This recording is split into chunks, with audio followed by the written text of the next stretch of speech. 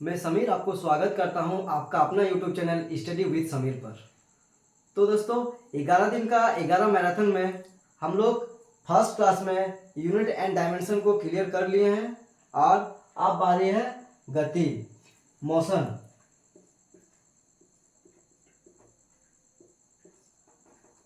Physics में हमारा दूसरा चैप्टर है मोशन। हम लोग फर्स्ट क्लास जो किए थे यूनिट एंड डायमेंशन, उसमें हम लोग थ्योरी पोर्शन पूरा कंप्लीट कर लिए थे।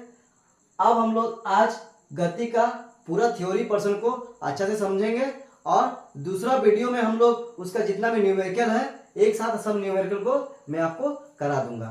ओके, तो सबसे पहले इसका जो मेन टॉपिक्स है, इंपॉर्टेंट टॉपिक्स, सबसे पहले उसको समझते हैं। तो दोस्तों सबसे पहले हम लोग आता है गति। गति क्या होता है? अक्सर कोई वस्तु को हम लोग देखते हैं कि वो चल रहा है या घूम रहा है, तो एक्चुअल में उसका डेफिनेशन क्या होता है, उसको हम लोग साइंस का भाषा में कैसे डिफाइन करेंगे कि हाँ ये गति हुआ। जनरली कोई भी वस्तु का दो अवस्था होता है, एक गति अवस्था होता है, एक विराम अवस्था होता है। विराम अवस्था मतलब वो बैठा हुआ है और गति अवस्था मतलब वो गतिशील है। तो डेफिनेशन के साथ समझते हैं दोस्तों। गति का डेफिनेशन हम लोग समझेंगे दोस्तों। देखिए, अगर कोई वस्तु कुछ समय में, मतलब उसमें कुछ टाइम टेकन लग रहा है और वह कुछ पथ कवर कर रहा है, कुछ दूरी तय कर रहा है, तो उसे गति कहते हैं। जनरली अगर परिभाषा देखा जाए तो कोई भी वस्तु समय के साथ स्थान परिवर्तित करता है तो उसे गति कहते हैं। समय के साथ अपना स्थान को परिवर्तित करता है। सपोज दोस्तों मैं यहां खड़ा हूं, 2 सेकंड हो गया मैं यहीं खड़ा हूं, 3 सेकंड हो गया, 5 मिनट हो गया, 1 घंटा हो गया मैं खड़ा हूं। इसका मतलब मैं विराम में हूं। समान मतलब एक जगह पे कोई दूरी कवर नहीं किया हूं, एक जगह खड़ा हूं समय के साथ, तो वो हो गया विराम। लेकिन दोस्तों अगर मैं, मेरा ये पोजीशन है, स्थान है, मैं अपना स्थान को चेंज कर रहा हूं, तो दोस्तों कुछ समय लग रहा है, मैं एक जगह से दूसरा जगह गया, उसमें कुछ समय लगा, तो उसे क्या कहते हैं दोस्तों? उसे गति कहते हैं। ओके दोस्तों, तो गति कितने प्रकार से हो सकता है? तो जनरली गति 3 प्रकार से हो सकता है। देखिए, पहला है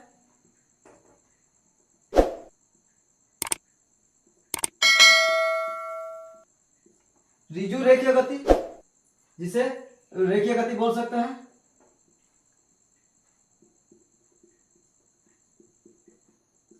दूसरा है घूर्णी गति, इसे घूर्णन गति भी कह सकते हैं।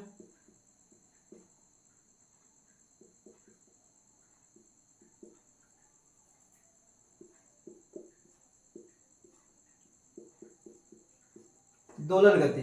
तो गति 3 टाइप से हो सकता है। तो दोस्तों सबसे पहले हम लोग ये तीनों को, गति को डिफाइन करेंगे और डायग्राम के साथ इसको समझेंगे। तो सबसे पहले रिजु रेखीय। रेखीय मतलब क्या समझते हैं दोस्तों? रेखीय मतलब कि एक सीधी रेखा में, सरल रेखा में कोई वस्तु कुछ समय के में अपना दूरी को परिवर्तित कर रहा है। जैसे मान लीजिए कि कोई वस्तु यहां पे खड़ा है, ये खड़ा है 5 मिनट में, 5 मिनट में यहां से यहां तक वो चला गया, यहां तक वो चला गया। कितना समय? 5 किलोमीटर चल गया। तो दोस्तों इसमें क्या हो गया? गति हो गया इसका। क्यों? क्योंकि कुछ समय में कुछ दूरी तय किया, तो ये गति हो गया। अगर ये एक सरल रेखा में होगा तो उसे क्या कहेंगे? रिजु रेखीय गति। ओके। दूसरा है घूर्णी गति, घूर्णन गति। तो दोस्तों घूर्णन से ही हम लोग को समझ में आ रहा है कि कोई ऐसा गति जिसमें कोई वस्तु अपना एक्सिस में ही घूमता रहे। जैसे दोस्तों एक सर्कल है, इसमें कोई वस्तु इसके चारों ओर घूम रहा है, एक एक्सिस, ये सेंटर पॉइंट है, ये एक्सिस में घूम रहा है इसका। ओके। जैसे सपोज दोस्तों अगर कोई गाड़ी का चक्का अगर चल रहा है ऐसा करके, आगे बढ़ रहा है, गाड़ी का चक्का आगे बढ़ रहा है ऐसा करके, तो ये घूर्णन गति नहीं हुआ। क्यों? क्योंकि वो एक एक्सिस में नहीं घूम रहा है, वो अलग अलग एक्सिस में घूम रहा है, वो आगे बढ़ रहा है। लेकिन अगर एक जगह पे घूमेगा, जैसे सपोज पृथ्वी घूम रहा है, सूर्य है, तो सूर्य के एक्सिस में ही घूम रहा है, तो इसे हम लोग घूर्णन गति कह सकते हैं। ओके दोस्तों, क्लियर हो गया। दोस्तों तीसरा है दोलनी गति। तो दोलनी गति में कैसे समझेंगे, इसको कैसे डिफाइन करेंगे? तो दोलनी गति ऐसा गति है जब कोई वस्तु अपना फर्स्ट पोजीशन से जाएगा, उसके बाद फिर से अपना पहला पोजीशन को फिर वापस आएगा, फिर जाएगा, फिर अपना पहला पोजीशन को फिर वापस आएगा। तो इस प्रकार जब दोहराएगा कोई गति तो उसे क्या कहेंगे? दोलन गति। ओके दोस्तों, तो ये तीनों जो गति है इसके बारे में जितना भी ये है आपका न्यूमेरिकल्स है, इसमें बहुत सारे न्यूमेरिकल्स बनेंगे, तो हम लोग वो दूसरे वीडियोस में आप बनाएंगे, तो दूसरा वीडियो में वाला डाल देंगे। ओके, आज हम लोग बस इसको डिटेल्स में जानेंगे कि है एक्चुअल में क्या होता है। ओके दोस्तों, चलिए अब आएंगे बाकी सबको। तो दोस्तों हम लोग गति और गति के प्रकार को समझ लिए हैं। अभी तीसरा है हमारा दूरी। दोस्तों ऐसे जनरली हम लोग जानते हैं, किसी से पूछते हैं कि भाई धनबाद से बोकारो जाने का कितना दूरी है, कितना डिस्टेंस है, पूछते हैं, तो कभी हम लोग गौर नहीं किए कि दूरी किसे हम लोग दूरी कहेंगे। तो दोस्तों आज हम लोग उसको समझेंगे। कोई वस्तु द्वारा कितना पथ को कवर किया गया। सपोज मैं यहां खड़ा हूं, यहां से मैं 5 किलोमीटर तक चला हूं, पथ गमन किया हूं, तो 5 किलोमीटर वो क्या हो गया? वो दूरी हो गया 5 किलोमीटर। ओके दोस्तों, सपोज यहां पे थे, यहां से कुछ पथ हम ट्रैवल किए, तो यहां से 5 किलोमीटर चले, तो ये जो डिस्टेंस है इसे क्या कहेंगे? इसे दूरी कहेंगे। ओके, इसे दूरी कहेंगे। ओके दोस्तों, दूसरा है विस्थापन। बहुत सारे बच्चों को मैंने देखा है कि दूरी में और विस्थापन में कंफ्यूज हो जाता है। ये एक्चुअल में क्लास 9th का चीज है, बट बहुत सारे बच्चों को कंफ्यूजन होता है कि दूरी क्या है और विस्थापन क्या है। तो देखिए, दूरी कोई वस्तु द्वारा तय किया गया वो पथ है, उसे दूरी कहते हैं। लेकिन जो विस्थापन होगा वो कम से कम दूरी, ये भी दूरी है लेकिन कम से कम दूरी, मतलब कोई वस्तु द्वारा कम से कम दूरी तय किया गया उसे विस्थापन कहते हैं। हम लोग विस्थापन को भी, विस्थापन और दूरी को न्यूनतम दूरी बोलेंगे। ठीक है, अभी हम लोग एग्जाम्पल के साथ हम लोग समझेंगे दोनों को, तो हम लोग को पूरा क्लियर हो जाएगा। तो दोस्तों हम लोग दूरी और विस्थापन को डायग्राम के साथ समझेंगे। देखिए, जैसे मान लीजिए कि कोई वस्तु यहाँ से यहाँ तक गया 3 किलोमीटर। ओके, उसके बाद क्या हुआ? यहाँ से यहाँ तक गया 4 किलोमीटर मान लीजिए। तो टोटल पथ कितना ट्रैवल किया, कितना टोटल पथ को ये कवर किया? यहां से 3 किलोमीटर, यहां से 4 किलोमीटर, टोटल 7 किलोमीटर क्या हुआ? ये तय किया, 7 किलोमीटर तय किया। ओके, तो ये 7 किलोमीटर आपका क्या हो गया? दूरी। इसे क्या कहेंगे? 7 किलोमीटर को दूरी कहेंगे। अगर दोस्तों इसमें अगर विस्थापन निकालने के लिए बोले जाएगा तो क्या कर सकते हैं? विस्थापन में मतलब मैंने क्या बोला कि कम से कम डिस्टेंस, कम से कम दूरी, न्यूनतम दूरी। तो मान लीजिए कि यहां से यहां तक ना जाके मैं यहां से यहां डायरेक्ट चला जाऊं, तो यहां से यहां तक का दूरी मतलब जो इनिशियल पॉइंट है और फाइनल पॉइंट है, दोनों का डिफरेंस जो होगा उसी को क्या कहेंगे? विस्थापन कहेंगे। तो यहां से यहां निकालेंगे पाइथागोरस से, तो ये 5 हो जाएगा। ओके, 4 4 16 प्लस 3 3 9 25, रूट 25 मतलब 5, ये 5 हो गया। तो इसमें विस्थापन कितना हो गया? विस्थापन हो गया आपका 5 किलोमीटर। ओके, एक और एग्जांपल लेते हैं। सपोज मान लीजिए कोई वस्तु यहाँ पे है, 10 किलोमीटर ट्रेवल किया, 10 किलोमीटर ट्रेवल किया, फिर क्या किया दोस्तों, यही पोजीशन से फिर लौट के आया 5 किलोमीटर। तो कोई वस्तु पर कितना दूरी तय किया गया, तो पहले 10 किलोमीटर तय किया गया था, फिर 5 किलोमीटर और तय किया गया, टोटल कितना तय किया गया, 15 किलोमीटर तय किया गया। ओके दोस्तों, तो ये क्या हो गया, ये आपका दूरी हो गया। दूरी कितना तय किया गया इसके द्वारा, 15 किलोमीटर। लेकिन इसमें विस्थापन क्या होगा, वस्तु तो यहां पे है, अब यहां से जो लास्ट मतलब इनिशियल पॉइंट से फाइनल पॉइंट का डिफरेंस हम लोग देख लेंगे। यहां से जितना होगा, तो यहाँ 10 था तो यहाँ 5 किलोमीटर हो जाएगा, तो यहाँ विस्थापन कितना हो जाएगा, विस्थापन 5 किलोमीटर हो जाएगा। ओके दोस्तों, अब देखिए एक और चीज देखते हैं। मान लीजिए कि वस्तु यहाँ पे था, यहाँ गया, फिर यहाँ यहाँ यहाँ यहाँ, वस्तु यहाँ फिर से पहुंच गया, तो दूरी कौन वाला कहेंगे, यहाँ से यहाँ 5 3 2 2 1 2 3, तो ये 5 kilometre, 3 kilometre, 2 kilometre, 2 kilometre, 1 kilometre, 2 kilometre, 3 kilometre, ये टोटल जो डिस्टेंस तय किया गया, इसे क्या कहेंगे, इसको दूरी तय कहेंगे। लेकिन इसमें हम लोग का विस्थापन क्या है, तो वस्तु इनिशियल पॉइंट में था पहले, अभी फिर से वहीं पे आ गया है, तो विस्थापन क्या हो जा रहा है दोस्तों, विस्थापन इक्वल टू 0 हो जा रहा है इसमें, क्योंकि इनिशियल पॉइंट और फाइनल पॉइंट दोनों का डिफरेंस कितना है, 0 है, इसीलिए विस्थापन इक्वल टू 0। ओके दोस्तों, तो 3 डायग्राम से हम लोग समझे विस्थापन और दूरी को। दूरी टोटल पथ को ट्रेवल किया गया उसको दूरी कहेंगे, और कम से कम समय में शॉर्टकट जिसको बोलेंगे, जिस शॉर्टकट में जो शॉर्टकट यूज किया जा रहा है, न्यूनतम दूरी, उसे क्या कहेंगे, उसे विस्थापन कहेंगे। ओके दोस्तों, तो दोस्तों अब आ जाता है हमारा चाल और वेग। अब हम लोग समझेंगे चाल और वेग। ओके दोस्तों, तो सबसे पहले समझेंगे चाल, इसे स्पीड कहते हैं।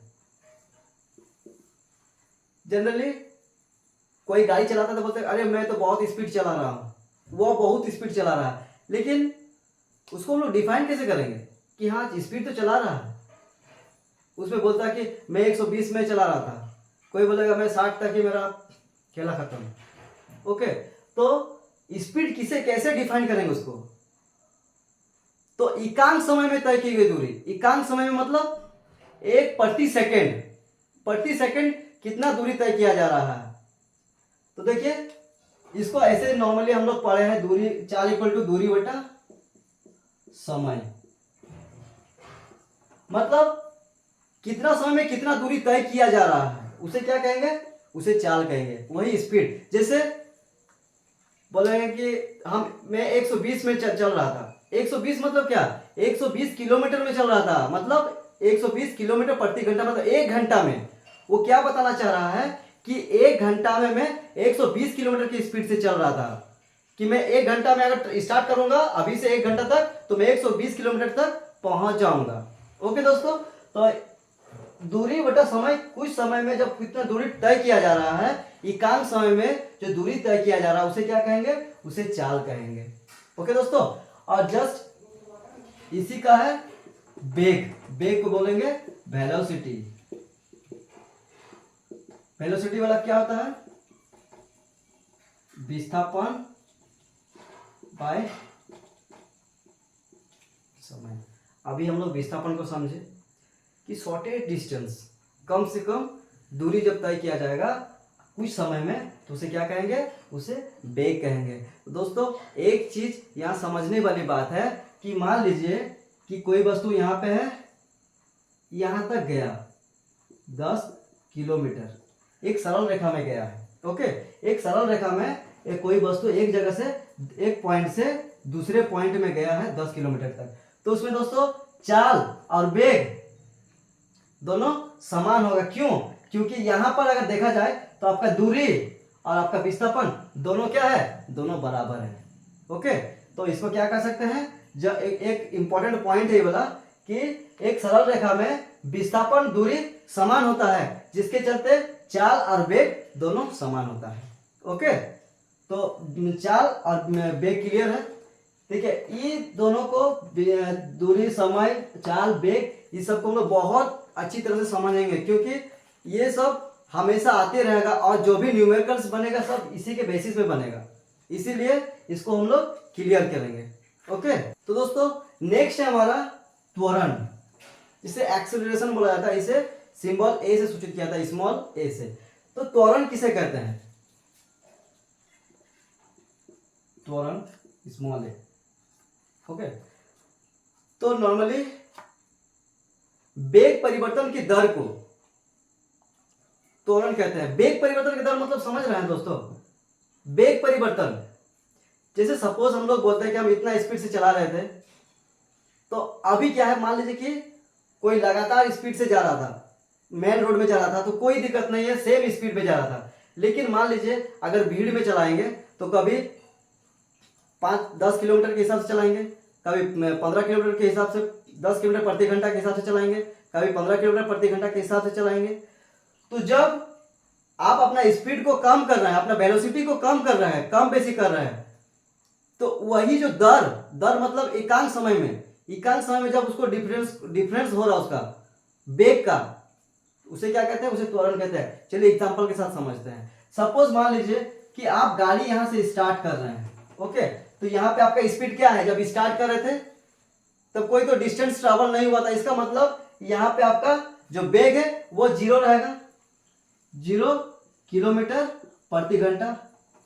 ओके, अब आप स्टार्ट किए गाड़ी को, अब आप यहां तक जब पहुंचे तो आप गाड़ी को 40 किलोमीटर प्रति घंटा के हिसाब से आप चलाने लगे। तो आप जो स्टार्टिंग पॉइंट था, आपका स्टार्टिंग पॉइंट जो था ये 0 किलोमीटर प्रति घंटा, ये आपका इनिशियल वेलोसिटी हो गया, प्रारंभिक वेग, इसे यू से सूचित किया जाता है। और आपका ये वाला फाइनल वेलोसिटी हो गया, क्योंकि अभी हम लोग ये पॉइंट पे डिस्कस कर रहे हैं। ये पॉइंट पे वेलोसिटी क्या है? 40 किलोमीटर प्रति घंटा है। ओके दोस्तों, तो ये दोनों का जो डिफरेंस है, डिफरेंस मतलब इसमें क्या हो रहा है, समय के साथ क्या हो रहा है, इसका डिफरेंस हो रहा है। क्या डिफरेंस हो रहा है? इसका गति में चेंजिंग आ रहा है, इसका वेग में चेंजिंग आ रहा है। तो कितना समय में लिया था? तो मान लीजिए कि 5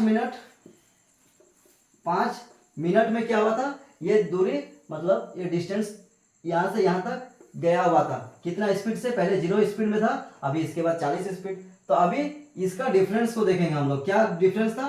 तो 40 माइनस 0 कितना समय में? 5 समय में, 5 मिनट में, ठीक ना। तो यही हो गया आपका 40/5। तो यही समझेंगे हम लोग।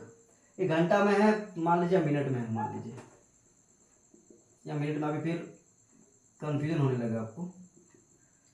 मतलब 1 मिनट में आप 0 किलोमीटर चल रहे थे, अभी क्या है 1 मिनट में आप 40 किलोमीटर चल रहे हैं। मतलब ये एक दर हो गया। दर मतलब बोला जाता है कि एकांक समय में आप कुछ भी करें, जैसे एकांक समय डिस्टेंस ले रहे हैं, तो आप एकांक समय में एक, तो ओके दोस्तों, इसमें 1 मिनट में आप कितना किलोमीटर चल रहे हैं? 0। इसमें 1 मिनट में 40 किलोमीटर। तो आपका जो वेग है वो चेंज हुआ है, तो कुछ समय के अनुसार चेंज हुआ है। तो वो समय कितना है? 5 मिनट के बाद, ठीक ना। अभी एक और इसी के साथ एग्जांपल और जोड़ देते हैं कि अब मान लीजिए कि यहां से कोई वस्तु यहां तक जाता है, कोई वस्तु का एक मान लेते हैं, यहाँ 80 किलोमीटर प्रति मिनट हो जाता है, 80 किलोमीटर प्रति मिनट। तो दोस्तों अब हम लोग डिस्कस करेंगे ये पॉइंट से। अब इसको हम लोग इनिशियल मानेंगे कि कभी कभी क्वेश्चन रहेगा कि कोई वस्तु 40 किलोमीटर प्रति मिनट के हिसाब से स्टार्ट कर रहा है अपना गति, और 80 किलोमीटर उसका लास्ट गति है। तो ये आपका इनिशियल वेलोसिटी हो जाएगा, प्रारंभिक वेग, ये हो जाएगा आपका फाइनल वेलोसिटी, अंतिम वेग। तो ये दोनों का माइनस 80 माइनस 40 कितना समय में किया है? कुछ भी समय ले सकता है, 8 मिनट। तो ये 8 नीचे आ जाएगा। तो दोस्तों इसी को क्या कहते हैं? इसी को त्वरण कहते हैं। ओके, त्वरण इक्वल टू नॉर्मली ए से सूचित किया जाता है v minus you by T. समय हो गया t, v हो गया अंतिम वेग, u इक्वल टू प्रारंभिक वेग। ऐसे दोस्तों जितना भी मैं समझा रहा हूँ आपको पीडीएफ में मैं डिटेल्स आपको व्हाट्सएप ग्रुप में, टेलीग्राम में और इंस्टाग्राम में भी डाल दूंगा, और यूट्यूब में भी पॉसिबल होगा तो यूट्यूब में भी मैं उसको लिंक आपको शेयर कर दूंगा, आप उसे डाउनलोड कर लीजिएगा। टोटल डिटेल्स में आपको बताया जाएगा उसमें कि त्वरण का डेफिनेशन क्या है, उसका फॉर्मूला क्या है, वो सदिश राशि क्या अदिश राशि है, टोटल चीज बताया जाएगा आपको। ओके, तो सबसे पहले थ्योरी पोर्शन को हम लोग कंप्लीट करेंगे। ओके, तो नेक्स्ट पॉइंट में आते हैं गति के समीकरण। तो दोस्तों गति का 3 समीकरण है। सबसे पहले क्या है, v equal to u plus a t. दूसरा है दोस्तों s equal to u t plus half a t square. तीसरा है दोस्तों v square equal to u square plus 2as। Okay, तो ये 3 समीकरण गति का है, गति का 3 समीकरण, ये गति का 3 समीकरण है। अब दोस्तों कोई भी न्यूमेरिकल्स आएगा, आपको बेसिकली यही तीनों फॉर्मूला से आपको उसका रिजल्ट निकालना है। ओके, तो सबसे पहला वाला क्या बताता है, ये रिलेशन बताता है वेग का और समय का। आपको क्वेश्चन कॉम्पिटिटिव में यही दिया रहेगा कि गति का जो फर्स्ट समीकरण है उससे क्या दर्शाता है, क्या रिलेशन है, तो उसमें हम लोग को बताना होगा वो वेग और समय के बीच रिलेशन बताता है। दूसरा विस्थापन और समय के बीच रिलेशन बताता है। तीसरा में दोस्तों वेलोसिटी और विस्थापन दोनों के बीच रिलेशन बताता है। ओके, तो इसको हम लोग डिटेल्स में जब न्यूमेरिकल्स बनाएंगे उस टाइम और डिटेल में पढ़ेंगे। ओके, चलिए नेक्स्ट टॉपिक में आते हैं प्रक्षेप गति। प्रक्षेप गति गति का ही एक भाग है प्रक्षेप गति। तो दोस्तों प्रक्षेप गति में हम लोग जनरली पढ़े हैं, इसे इंग्लिश में प्रोजेक्टाइल मोशन कहा जाता है। तो प्रक्षेप गति क्या होता है कि जब एकांक समय में 2 दूरी तय किया जाता है। अब आपका दिमाग में घूम रहा होगा कि 2 दूरी कैसे तय कर सकता है, कोई चीज तो एक ही दूरी तय कर सकता है। नहीं दोस्तों, ये प्रक्षेप गति ऐसा गति है जिसमें क्या होता है कि एक समय में 2 दूरी तय किया जा सकता है। तो चलिए आइए एग्जांपल के साथ समझते हैं। मान लीजिए कि कोई फुटबॉल खेल रहा है, फुटबॉल यहाँ पे रखा हुआ है, लड़का है यहाँ, इसको किकिंग कर रहा है, यहाँ पे मार रहा है। तो इसमें क्या करेगा दोस्तों, ये जब यहाँ से इसको मारेगा तो इस हिसाब से जाएगा, यहाँ पे आके बॉल गिर रहा है। तो दोस्तों इसमें आप देख सकते हैं कि 2 दूरी तय किया गया है, एक हॉरिजॉन्टली जिसको क्षैतिज बोला जाता है, परास हॉरिजॉन्टली मतलब यहां से यहां तक दूरी तय किया, हॉरिजॉन्टल क्षैतिज, इसको क्या कहते हैं परास। ओके, एक दूरी और तय किया गया है, क्या दूरी, देखिए ये जमीन है, जमीन से कितना ऊपर तक गया था, ये वर्टिकल में दूरी तय किया गया है, उदर्ग बोला जाता है इसे, वर्टिकल, इसे एच मैक्स कहते हैं, मैक्सिमम हाइट है कि कितना ऊपर तक गया था बॉल। ओके, तो बस यही 2 दूरी इसमें तय किया जाता है। तो प्रक्षेप गति का क्या डेफिनेशन है, जब एकांक समय में 2 दूरी तय किया जाता है तो उसे प्रक्षेप गति कहते हैं। तो दोस्तों प्रक्षेप गति से नॉर्मली एक क्वेश्चन आता है जो आपको सॉल्यूशन करना है, उसका 2-3 फॉर्मूला है, मैं आपको बता देता हूं। देखिए सबसे पहले बताएगा आपको आर निकालने के लिए कि कितना हॉरिजॉन्टली में कितना बॉल को यहां से किक किया गया, तो यहां तक जाने में कितना दूरी डिस्टेंस तय किया, पहला। दूसरा कितना ऊपर तक गया था वर्टिकली, उधर दिशा में कितना ऊपर तक गया था, दूसरा। और तीसरा बोलेगा कि जब बॉल को यहाँ किक किया गया तो ऊपर में कितना देर तक रहा हो, जिसे उड्डयन काल या फिर उड़ान काल कहते हैं, इसे टी से सूचित किया जाता है। तो तीनों का फॉर्मूला हम लोग देख लेते हैं। तो चलिए दोस्तों हम लोग समझते हैं तीनों फॉर्मूला को। तो सबसे पहला फॉर्मूला है परास निकालने के लिए, ये आपका हॉरिजॉन्टल में कितना दूरी तय किया गया वो बताने के लिए आपको ये फॉर्मूला यूज करना होगा, जहां पे जी जो है ये ग्रेविटेशनल फोर्स है, ग्रेविटेशनल एक्सेलरेशन, इसका वैल्यूज आप ले सकते हैं 9.8, अगर नहीं दिया रहेगा तो आप 10 भी ले सकते हैं मीटर पर सेकंड स्क्वायर, ठीक ना। ऊंचाई निकालने के लिए u square sine square theta by 2g, g gravitational acceleration है, गुरुत्वाकर्षण त्वरण, और तीसरा है उड्डयन काल 2u साइन थीटा बाई जी। तो दोस्तों ये हमारा दूसरा चैप्टर कंप्लीट हो गया गति का। तो नेक्स्ट वीडियो में हम लोग बल के बारे में पढ़ेंगे, साथ में बल के जितना भी नियम है उसको भी देखेंगे। ओके दोस्तों, अगर आपको वीडियोस अच्छा लग रहा है तो दोस्तों आप सब्सक्राइब कीजिए और अपने दोस्तों को भी शेयर कीजिए ताकि इस वीडियो का ज़्यादा से ज़्यादा फायदा ले सके। ओके, थैंक यू, जय हिंद।